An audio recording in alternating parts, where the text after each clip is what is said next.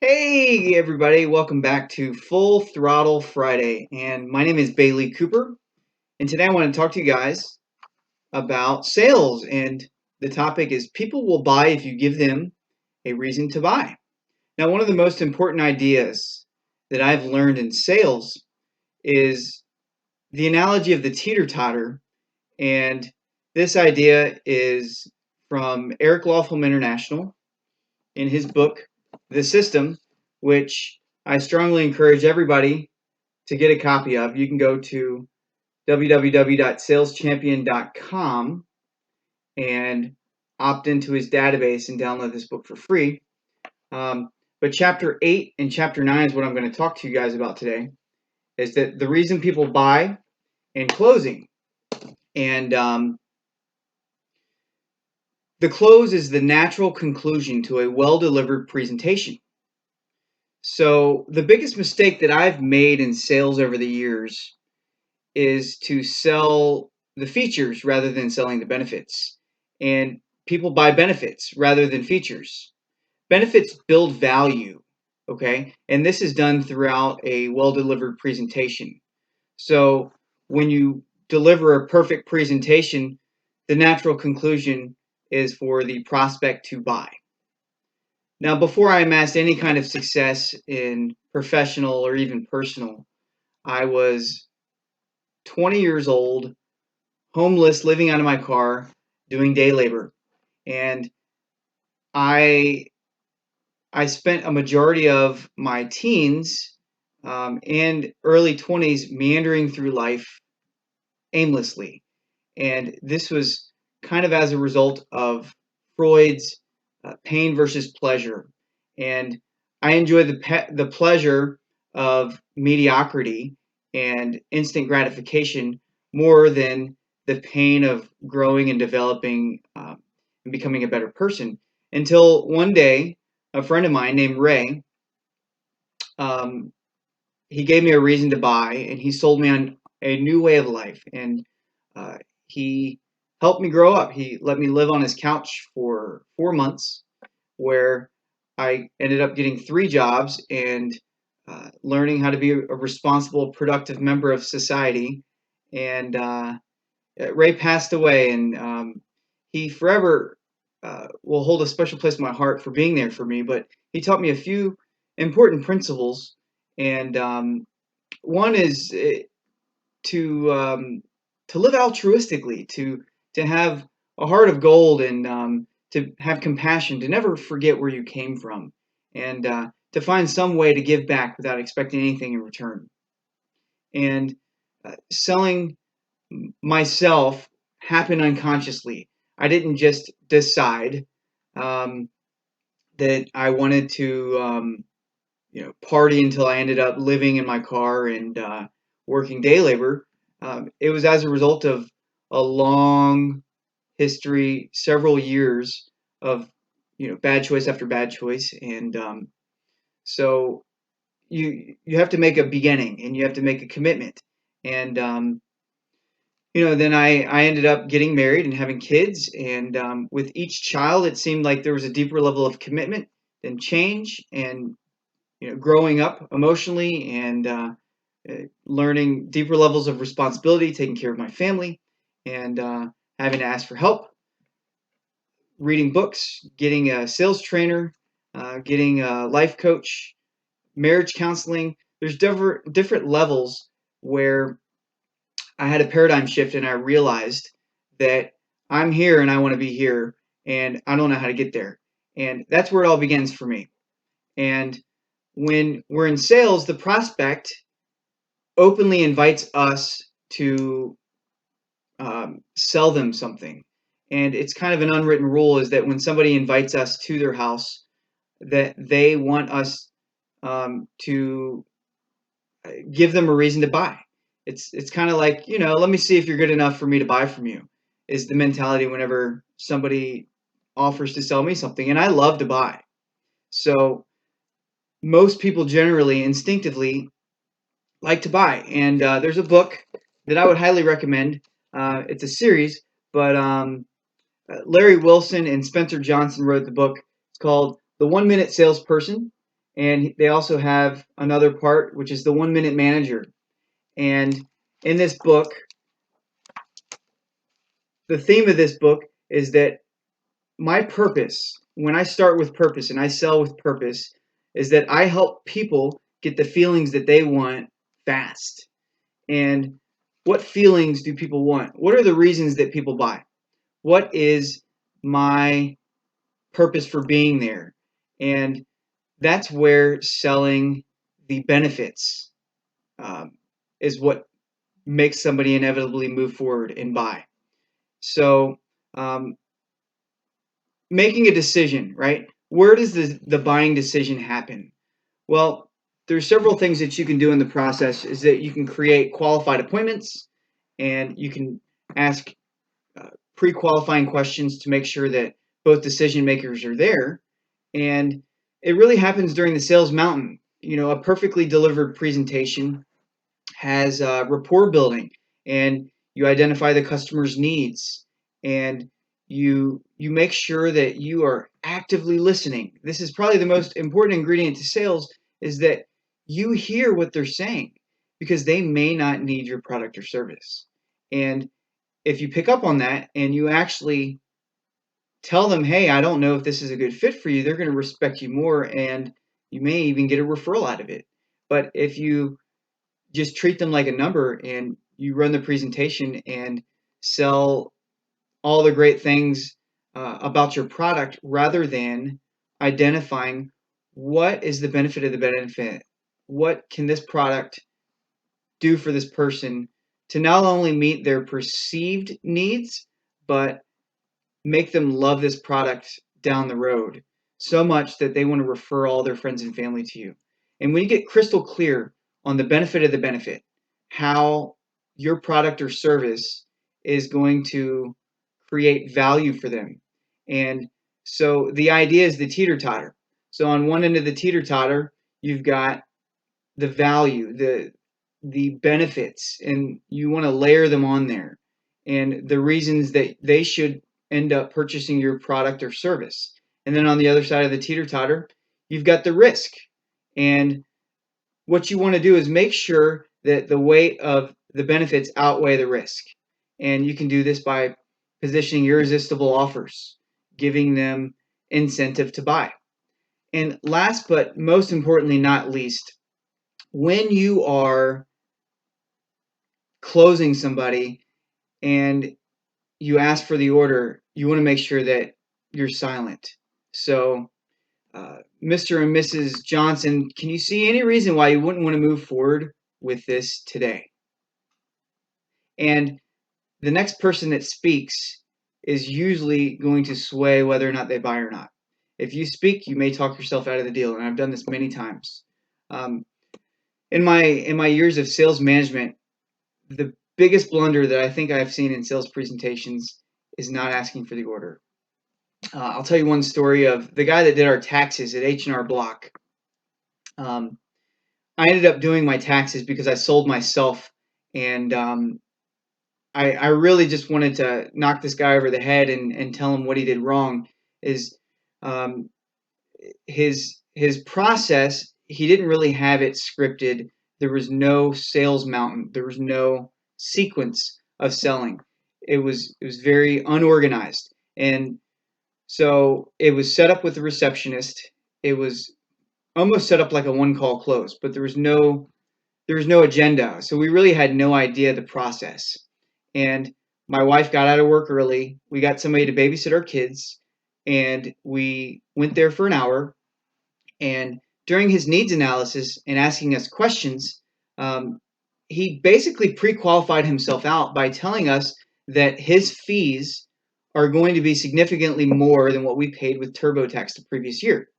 What ended up happening is that he was able to, including his fees, get us an additional $600 more back in our pocket filing our taxes through him.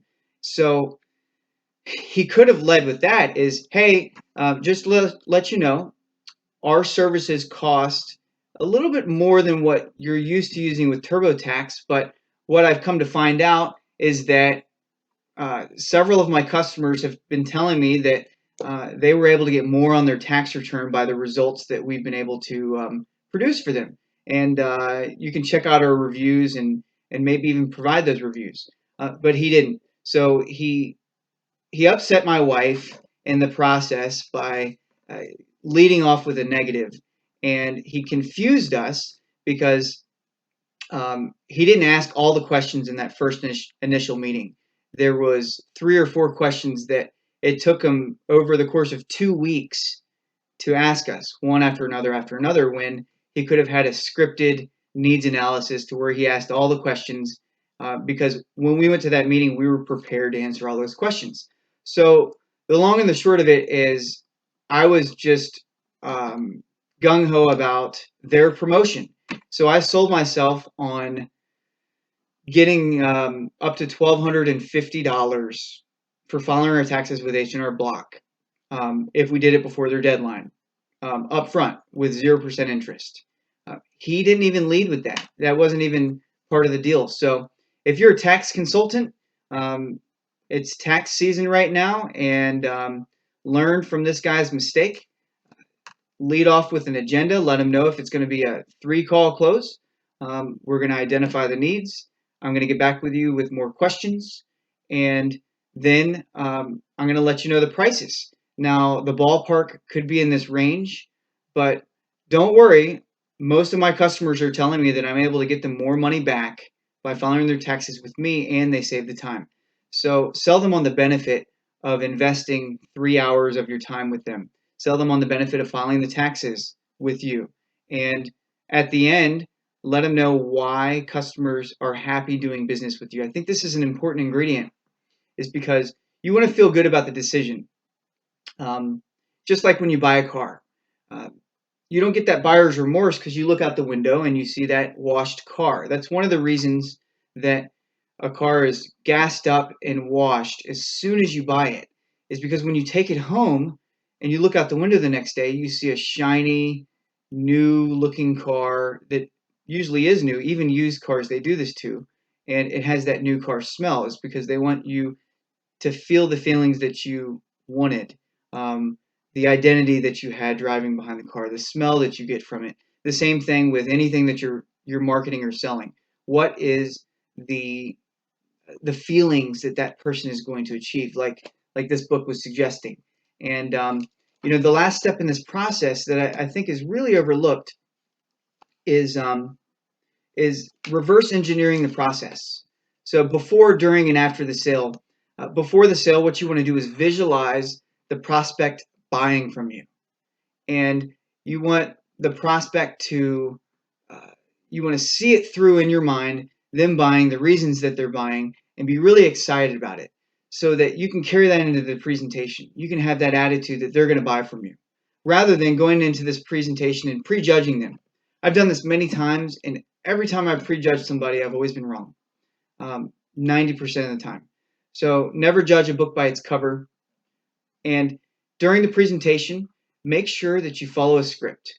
And if you don't follow a script, learn what you can do better, and practice that presentation. And most importantly, practice the close over and over and over, 100 times if you have to. Record yourself doing the close. Play the close in your car.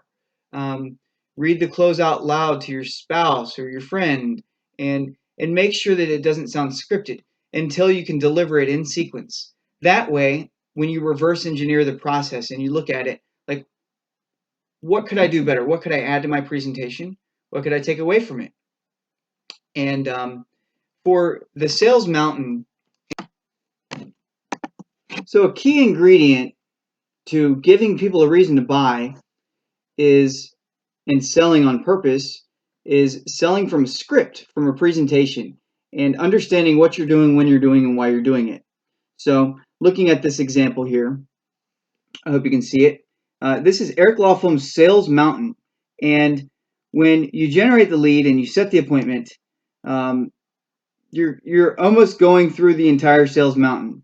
And you're going to generate trust and rapport, identify their needs, share the benefit of them actually going through the appointment to where the time that they're going to invest with you is going to be worth it, because the benefit they're going to receive is going to be it's going to weigh more on that teeter-totter more than the pain of sitting through another sales presentation. And you may overcome objections after you close and play that game where you elegantly dance with the prospect, and you may have to follow up to get the appointment.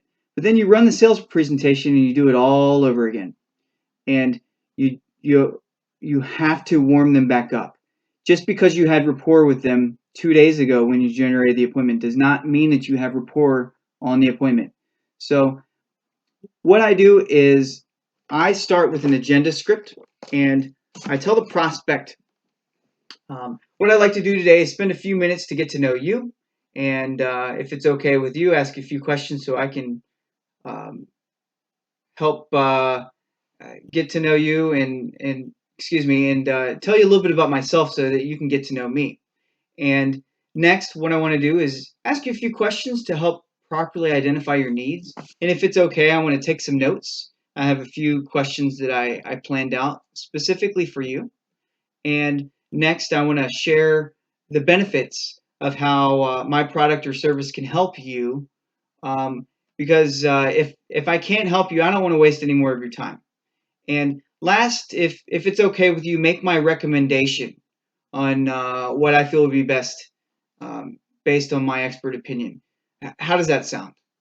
And what you do is you get them to, you let the cat out of the bag. Hey, you're going to close them, but then you get them to be an active participant in the process. And you're going to lower the guard. You're going to let the elephant out of the room, and you're going to let them kind of warm up to you and tell them hot buttons. And if you're really smart, if you're really good, you're going to do your research before that appointment so that you can know which questions to ask, where they grew up, maybe their favorite sports team, if they like to hunt or fish. You see what kind of car they drive, if they keep up with their car, maybe some home improvement projects. There's so many different conversations to bring up. But I spend generally about 5 minutes on the trust and rapport where I'm asking them questions, and no more than 5 minutes talking about myself. Now, occasionally the conversation can go and can go, but when you start with the agenda script, all you got to do is just lead and guide the prospect to the next part of the presentation. Say, okay, great. Now let me ask you a few questions, and then the first few times you can do it, you can read from a list. And so tell me about this. Tell me about that. Tell me more about that. And you want them to really open up. And what you're going to identify is a buyer's fingerprint.